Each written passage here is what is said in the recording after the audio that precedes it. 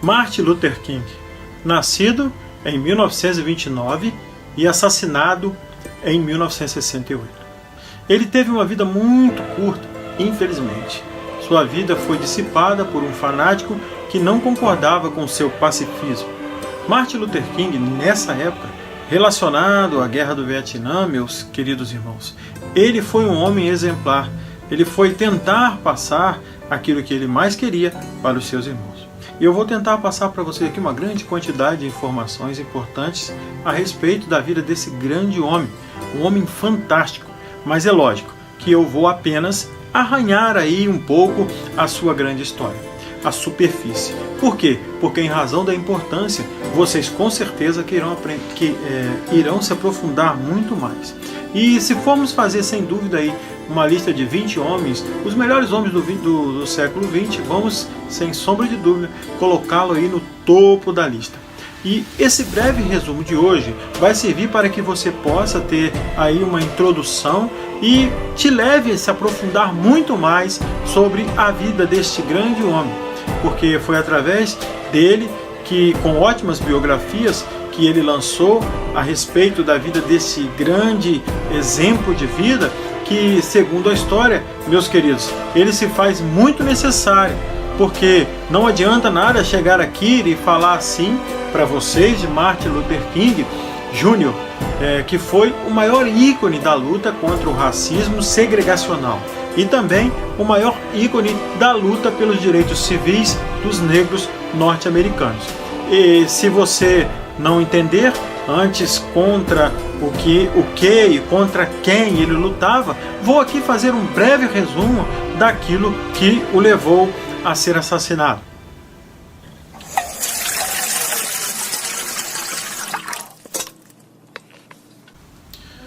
Quero que você tenha um contexto histórico de toda a realidade norte-americana num século antes, inclusive do nascimento do próprio Vladimir Putin. Bolsões do século XIX ali, os Estados Unidos da América foram um palco de uma das mais terríveis guerras civis já travadas em solo americano.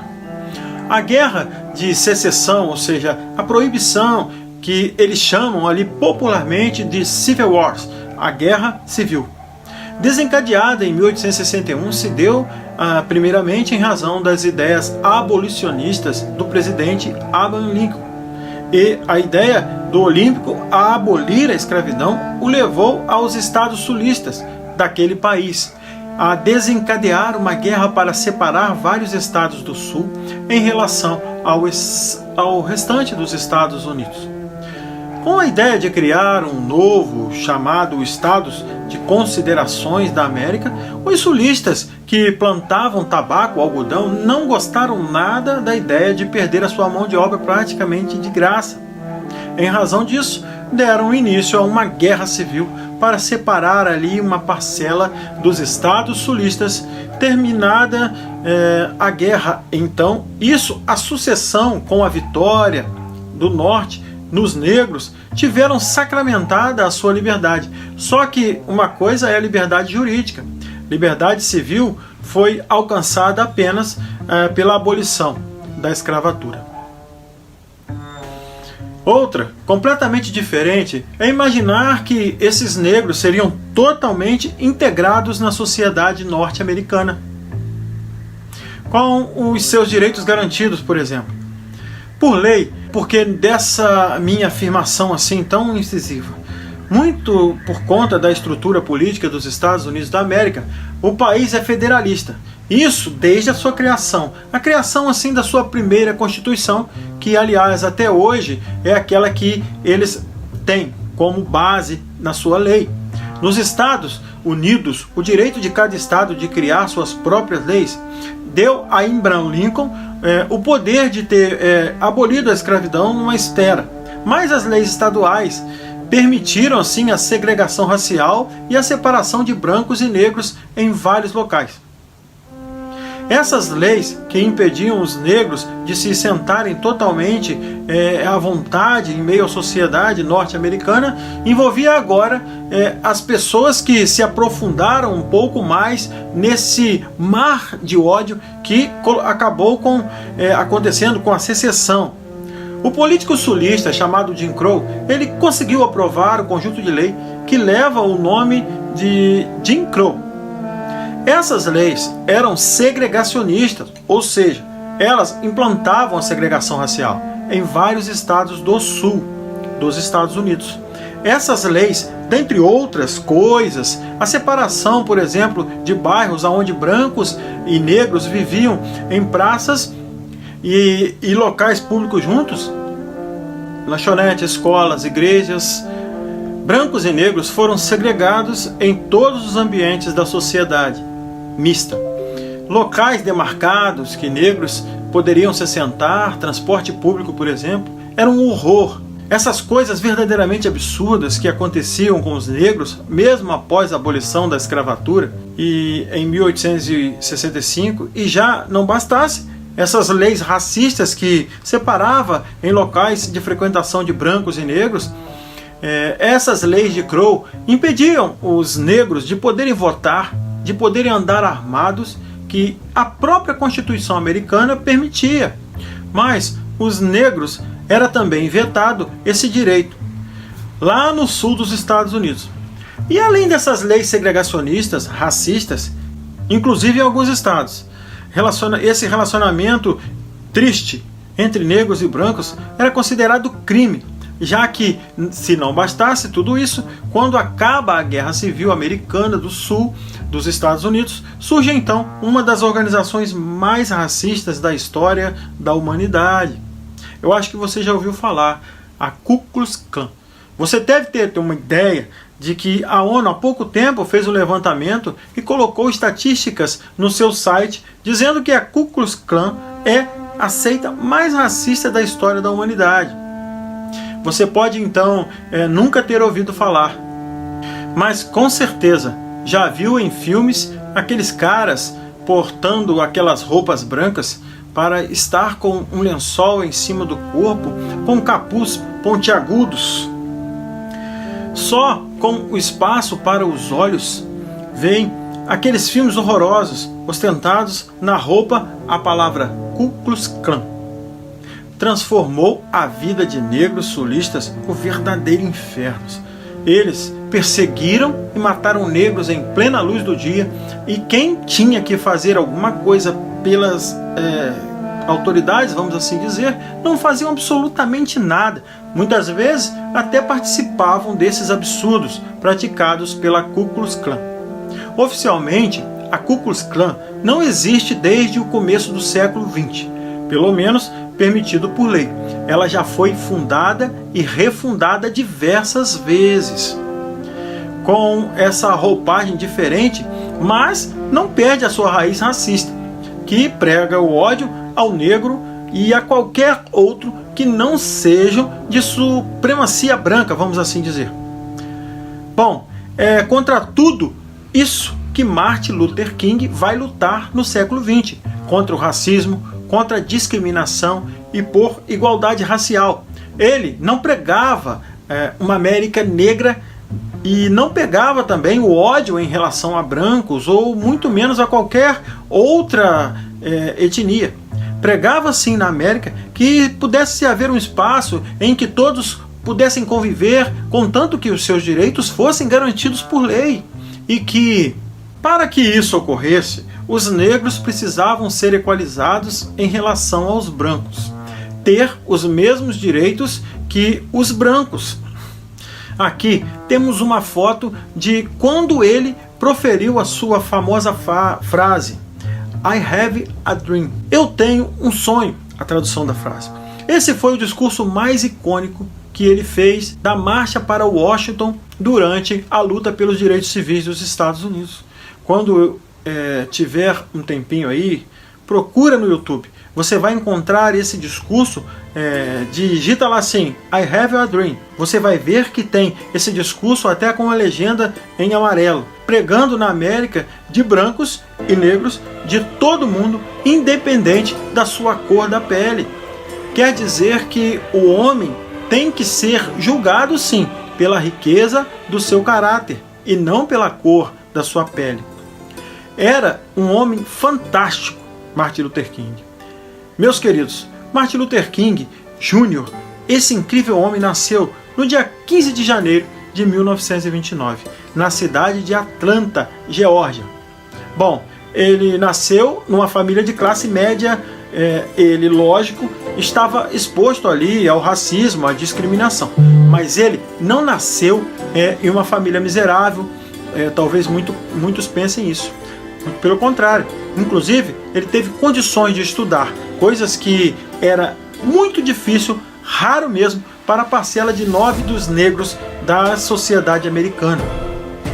Ele chegou a ter um título de doutor, com um título universitário, de Daley, né? um doutor muito solidificado nos Estados Unidos. Ele tinha formação acadêmica. Ele era da Igreja Batista e a mãe dele se chamava Albert Willis, que, portanto, em uma família de pastores batistas, pastores evangélicos da Igreja Batista, ele vinha então de uma família de classe média. Lá em 1948, ele foi ordenado pastor também, e da mesma igreja que o pai dele já ministrava os cultos no templo, que eles chamavam de Ebenezer. Ele era um excelente aluno, ele era especialista em teologia, ele estudou teologia da Pensilvânia, e depois ele conseguiu um título de doutor da Universidade de Boston. Não era à toa que as pessoas falavam do Dr. King.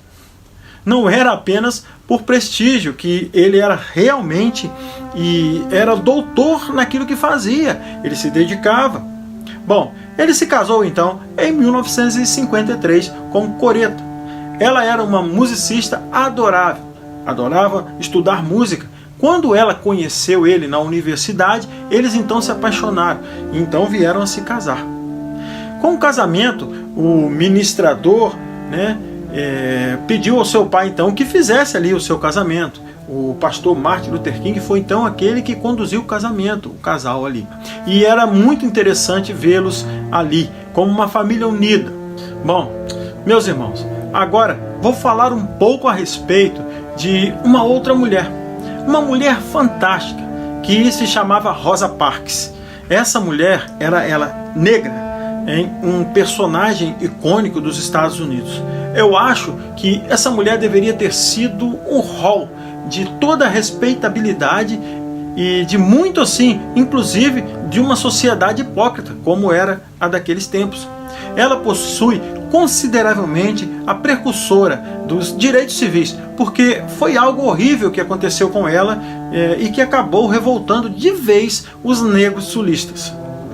Lá na metade do século XX, ela estava em um ônibus e acabou desafiando aquelas regras de locais que segregavam os negros ali nos conduções. Eles deveriam então se sentar em certos lugares já marcados pelos brancos, aonde os lugares dos brancos eram guardados. E ela acabou então se recusando a respeitar essas regras que os segregacionistas faziam no transporte público. E então ela acabou presa. E foi ali que foi multada também por $14. Aí, você pensa que $14 é uma merreca? Coisa nenhuma. Naquela época valia muito mesmo, muito mais do que você pensa. Mais do que hoje. Não vou dizer aqui uma fortuna, mas não é qualquer dinheirinho não. Agora, imagina você acabar preso porque se recusou a dar lugar a alguém num ônibus para se sentar. No caso aqui, um branco. Para você ver a realidade dos Estados Unidos na época, que essa foi então a prisão que inclusive Martin Luther King foi lá conhecer então essa mulher. Foi essa prisão e serviu de gota d'água para que o movimento negro desencadeasse aí com toda a força contra os segregacionistas nos Estados Unidos. Ela morreu por volta de 2005. Graças a Deus, ela teve uma vida longa, morreu com seus 92 anos de idade. O caso de Rosa Parks deflagrou o boicote aos transportes da cidade de um ano como forma de protesto. Olha então o que os negros fizeram nos Estados Unidos. Eles simplesmente boicotaram o acesso aos ônibus. Eles criaram um colapso do transporte público e boicotaram assim o transporte público sulista em razão do racismo que sofreu Rosa Parks. E olha, só o que eles conseguiram com esse protesto. Isso sim foi inteligente. A Suprema Corte dos Estados Unidos, a partir daquele momento, declarou segregar inconstitucional as pessoas no transporte público. E assim, eles conseguiram a sua primeira grande vitória da luta pelos direitos civis, porque ele conseguiu que a Suprema Corte acabasse com a segregação, que era então a separação entre brancos e negros no transporte público. Durante a vida de Martin Luther King, imaginava-se que a quantidade de vezes que esse homem escapou de morrer por um triz é incrível, porque ele enfrentou uma sociedade e uma época em que o ódio pairava sobre as nuvens, que por qualquer motivo a polícia entrava de borrachada nos negros, sem motivo algum. Isso era em todos os Estados Unidos, em todos os lugares, por policiais brancos que atacavam negros com jatos de águas, com cães pastor alemão e por diversas vezes achincalhado por centenas de vezes e algumas vezes até atentar contra a vida dele, tornando assim a sua luta um completo desafio à morte. Houve, em 1958, um episódio de sua vida bem estranho para nós, mas de certa forma comum ao seu dia a dia. Ele foi ferido por uma mulher que tinha um problema mental. Essa mulher cravou uma tesoura no peito dele, então ele escapou por um fio de morrer ali naquele momento. Ele estava então dando autógrafo do seu livro, que aliás você deveria ler. Muito bom, O Caminho para a Liberdade é o nome do livro. Ele escapou da morte realmente por um triz. Em 1959, ele foi até a Índia. Lá ele foi conhecer e estudar a obra de Mahatma Gandhi. Ele foi entender como aquele homem conseguiu libertar o seu povo usando o princípio de Satyagraha. Esse é o princípio da não violência. O grande homem que Mahatma Gandhi conseguiu libertar do domínio inglês sem o uso da violência, praticando a desobediência, boicotando os trabalhos de empresas, se recusando a ceder às pressões do seu colonizador, no caso da Inglaterra, mas no caso dos Estados Unidos, da população branca, que os oprimiam o tempo todo.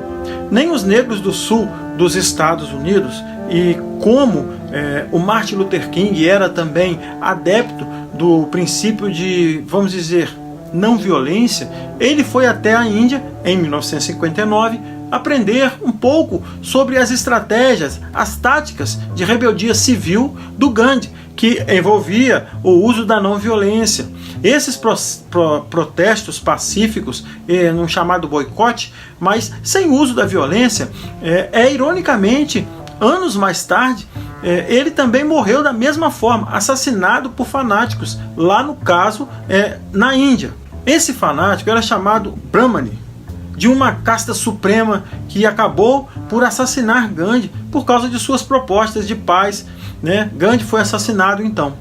Os recursos humanos, e também porque Gandhi era contra o sistema das castas na Índia, acabou de dar a mesma forma a ele também.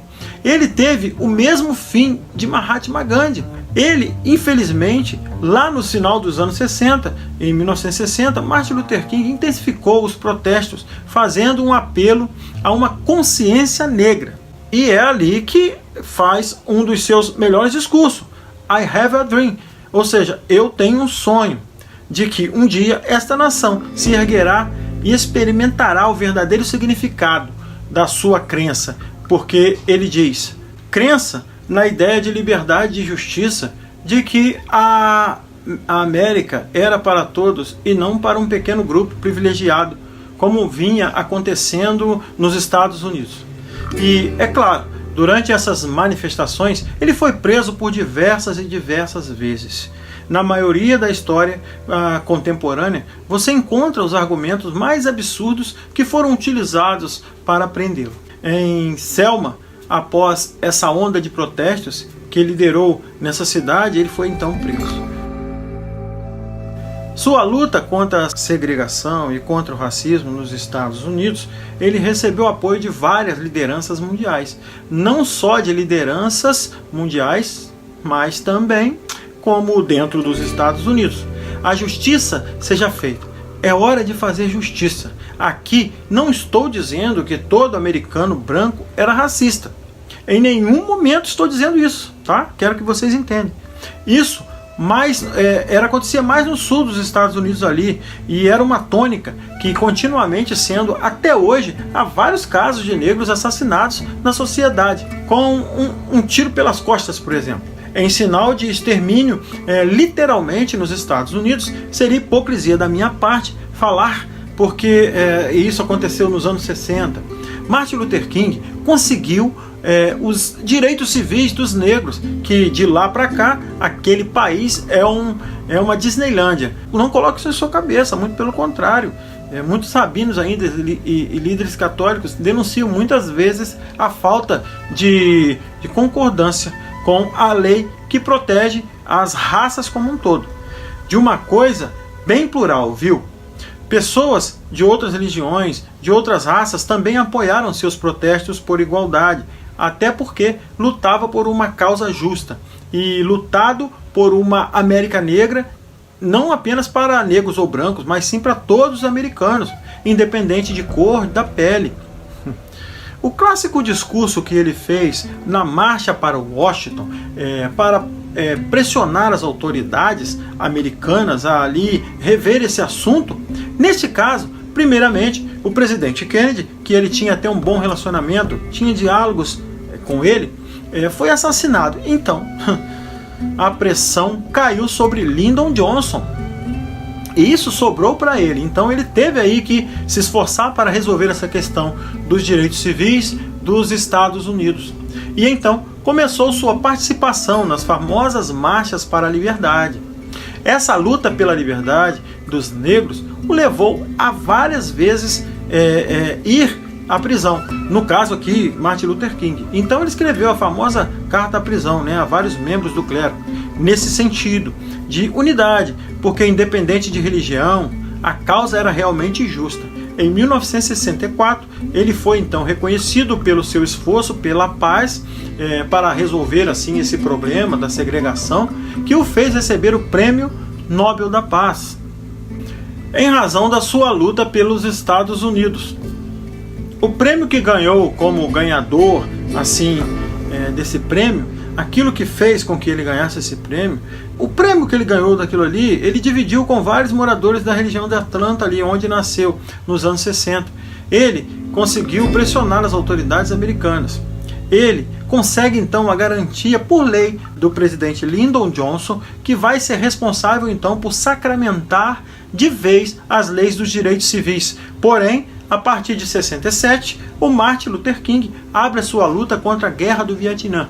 Inclusive, acabou sofrendo muito, sendo acusado de ser assim um patriota. Deve ter assim gente que dizia que ele era traidor por apoiar as investidas contra os Estados Unidos em alguma coisa que ele queria fazer na Guerra Fria. Capitalismo contra o comunismo, vamos assim dizer. Como ele achava um absurdo, às vezes, americanos ainda lutando lá no Vietnã, matando vietnamitas, sendo que dentro do seu próprio país tinha vários problemas ainda inconclusivos, não resolvidos, como o racismo, por exemplo. Porque uma coisa foi garantir os direitos dos civis, como ele dizia, mas ele também se preocupava aí com esses negros que, na verdade, estavam adquirindo os seus próprios direitos jurídicos, vivendo uma condição social também terrível. Ele dizia: o que adianta a liberdade se o indivíduo não tem sequer o dinheiro para, vamos dizer, se assentar numa lanchonete? Que antes ele era segregado, por exemplo. Esse indivíduo não tinha grana para se assentar ali e comer uma comida digna, comer um hambúrguer, vamos assim dizer, ali, saborear aquilo em uma lanchonete. E então, além dos direitos civis, se preocupou muito com a questão social dos Estados Unidos, que não era nada fácil na época. A outra frase lendária dele, muita gente usa sem saber que é dele, inclusive sem saber que é dele essa frase e sem atribuir a ele a autoria, né? Porque o autor merece aí os méritos daquilo que fala. A frase é: o que me preocupa não é o grito dos violentos, e sim o silêncio dos bons. Essa frase é realmente de Martin Luther King. Infelizmente, no dia 4 de abril de 1968, foi assassinado, foi baleado em Memphis, Tennessee, por um branco que foi preso e condenado a 99 anos de prisão. Tá, aí o nome dele, James Ellis Wright. Ele morreu na prisão em 1998. Muita gente diz que ele foi apenas um testa de ferro, porque ele fazia parte de uma grande conspiração ali, oficialmente. O seu fanatismo o fez cometer esse ato de supremacia branca. Martin Luther King Memorial tem sua biblioteca. Lá encontramos documentos ligados aos direitos civis, e isso é um centro de pesquisas, onde ele é feito não só para homenageá-lo, mas também lá foi feita assim, uma série de pesquisas a respeito da vida dele e a respeito de sua obra, da luta. Isso também foi muito importante, porque o centro de pesquisa, muito respeitado nos Estados Unidos, hoje, inclusive, estava lá pesquisando. Então encontrei a biografia que dizem que os filhos dele estão em pé de guerra até hoje, disputando aí seu legado político, né? Porque, vamos falar a verdade, isso aí acaba rendendo aí um bom lado financeiro, porque a sua relevância foi muito grande, né? E assim, meus queridos, eu vou ficando por aqui. Eu trago para vocês essa frase aí que marcou a história e a vida de muitos longos dessa incrível vida, que foi a vida de nosso querido irmão e saudoso Martin Luther King, esse pastor maravilhoso, né? Que teve aí os seus problemas particulares, né? Muitos deles eu tenho certeza que foi conspiração de quem não gostava dele, mas a verdade é que a gente tem que passar para frente aquilo de bom que ele fez. O que é de ruim, às vezes, que ele cometeu ou não nos atentemos a isso, porque a relevância do que foi feito trouxe sim para a humanidade e para muitas pessoas uma liberdade que só Deus poderia dar incentivo a um homem de ter tanta vontade de resolver problemas assim. A frase é a seguinte: eu tenho um sonho, o sonho que o dia das ruas colhidas da Geórgia, os filhos dos antigos escravos e os filhos dos antigos senhores vão se assentar juntos à mesa da fraternidade. Que Deus assim nos abençoe e até o próximo conteúdo, se Deus assim nos permitir. Fui!